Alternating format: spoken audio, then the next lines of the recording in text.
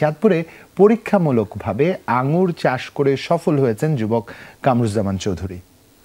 নিজস্ব প্রজেক্টে 18টি দেশের মোট 85 জাতের আঙুর আবাদ করছেন তিনি। বাণিজ্যিকভাবে সফল এই আঙুর চাষে বিস্তারিত জানতে এই মুহূর্তে আমরা চলে যেতে যাচ্ছি চাঁদপুরে। আমাদের সাথে যুক্ত হচ্ছেন সহকর্মী কাদের পলাশ। শুভ সকাল পলাশ। পলাশ, শুভ সকাল।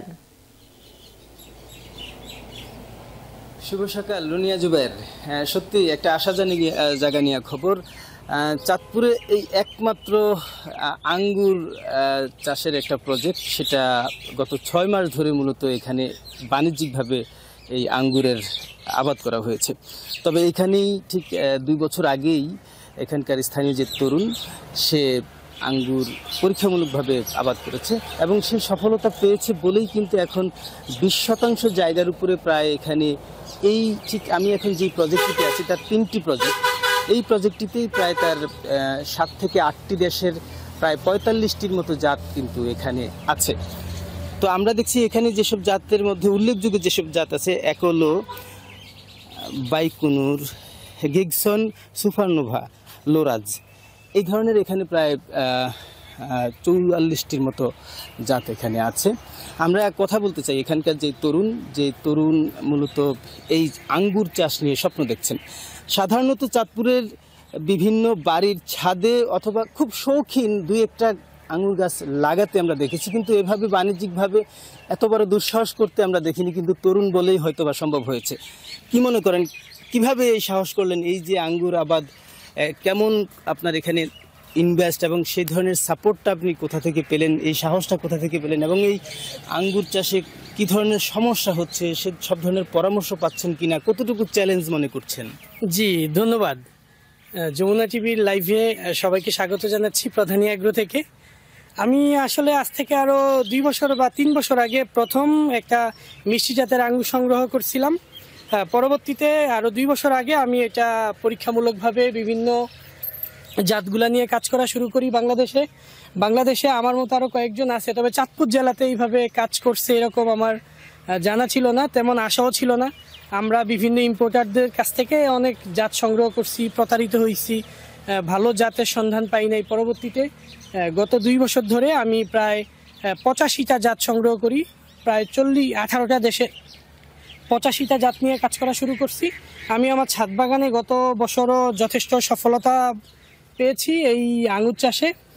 পরবর্তীতে আমি এখন এই বাণিজ্যিকভাবে চাষ করার জন্য এই প্রধানী এগ্রো প্রতিষ্ঠা করে এই জায়গাটাতে আঙ্গুর চাষটা আসলে বাণিজ্যিকভাবে শুরু করি। আমরা দেখি যে বাজারে কিন্তু 12 মাসই আঙ্গুর পাওয়া যায়, কিন্তু আপনার বাগানে একেবারে ছোট ছোট মাত্র আঙ্গুর ধরলো মাত্র। তাহলে আসলে মৌসুমটা কখন, মানে বিদেশে হয়তো বা সিজনের কারণে সময় পরিবর্তন হয়, কিন্তু বাংলাদেশে আসলে সময়টা কখন আপনি বাণিজ্যিকভাবে বাজার ধরতে পারবেন এই আঙ্গুরের? আচ্ছা, ধন্যবাদ আপনাকে। আঙ্গুরের বিষয়টা হচ্ছে, আপনার আঙ্গুরটা নর্মালি হচ্ছে আমাদের দেশে ফেব্রুয়ারির দিকে আমরা হচ্ছে যখন হার্ড প্রুনিং করি গাছগুলা, তারপর থেকে আপনার এই আঙ্গুরের ফলন আসা শুরু করে মার্চ এপ্রিল মাসে। পুরা মার্চ এপ্রিল মাস জুড়ে আঙ্গুর থাকে, এপ্রিলের শেষ দিকে আঙ্গুরগুলা পাকে। আর এখন আপনি যে আঙ্গুরগুলা দেখতে পাচ্ছেন, এই যে এখানে আপনাকে আমি একটা থোকা দেখাই, এগুলো হচ্ছে গ্রিন লং প্রজাতির আঙ্গুর। এগুলা গ্রিন লং, বাইকুনুর, একলো, এগুলো হচ্ছে 12 মাসি একটা ভ্যারাইটি। এই ভ্যারাইটির আঙ্গুরগুলা সাধারণত এই সময়ে কিছু থোকা হয়, এগুলা কিন্তু বাণিজ্যিক থোকা না। আর এই বাগানের বয়স যেহেতু কম, এই বাগানটা মাত্র 6 মাস হয়েছে, এই বাগানটা আমি স্থাপন করছি এখানে। তো সেই দিক থেকে আমার আসলে এখানে এই যে বাণিজ্যিক ফলনটা, এটা আর এখনও সময় আসে নাই সেইভাবে। বাণিজ্যিক ফলন না আসাতে এই আপনি এই ছোটো ছোটো থোকাগুলো দেখতে পাচ্ছেন, এগুলো আমরা আসলে নেওয়ার ইচ্ছে ছিল না। এই থোকাগুলো আমরা একেবারে নিব না, এই ধরনের প্ল্যান ছিল আমাদের, কিন্তু পরবর্তীতে হচ্ছে দেখলাম যে ভিজিটররা আসে, একটু দেখতে চায়, সেই জন্য এই থোকাগুলো আসলে আমরা রাখছি। আচ্ছা, এখন ধরেন এই যেহেতু আঙ্গুর আবাদটা বাণিজ্যিকভাবে চাঁদপুরে এই প্রথম এবং আপনিই করলেন, এখন আপনাকে ধরেন কোনো ধরনের রোগ প্রতিরোধ ক্ষমতা আপনার কি জানা আছে কিনা, যে ধরেন যে রোগে আক্রান্ত করলো সেটা আপনার প্রতিরোধ করবেন কিভাবে? কারণ কৃষি সম্প্রসারণ তো ঠিক সেভাবে আপনাকে পরামর্শ দিচ্ছে কিনা, আপনি সেই সহযোগিতা পাচ্ছেন কিনা, কারণ এটা ঝুঁকি হয়ে গেল, এবং কি পরিমাণ ইনভেস্ট আপনার এই আঙ্গুরের চাষের ক্ষেত্রে? সত্যি কথা বলতে আঙুর চাষটাই বাংলাদেশে মিষ্টি আঙুর যে হয় এটাই সাধারণ মানুষ অনেকের জানা নাই। মানুষ ভাবে যে আঙুর ফল হচ্ছে টক। আমরা হাতে গোনা কয়েকজন মানুষ এই আঙুর নিয়ে কাজ করতেছি 2-3 বছর ধরে। এটার আসলে রোগ প্রতিরোধ নিয়ে আমরা প্রথম থেকেই খুবই বিচলিত, খুবই সমস্যার মধ্যে থাকি। আমরা কৃষি সম্প্রসারণ অধিদপ্তর বলেন বা বাংলাদেশ সরকারের যতগুলো কৃষি সেক্টর আছে কোনো সেক্টর থেকে আমরা সেইভাবে সহযোগিতা পাই না। এটার একটা মূল কারণ হচ্ছে ওনাদেরই সেইভাবে ধারণা নাই হয়তো আঙুর চাষ নিয়ে।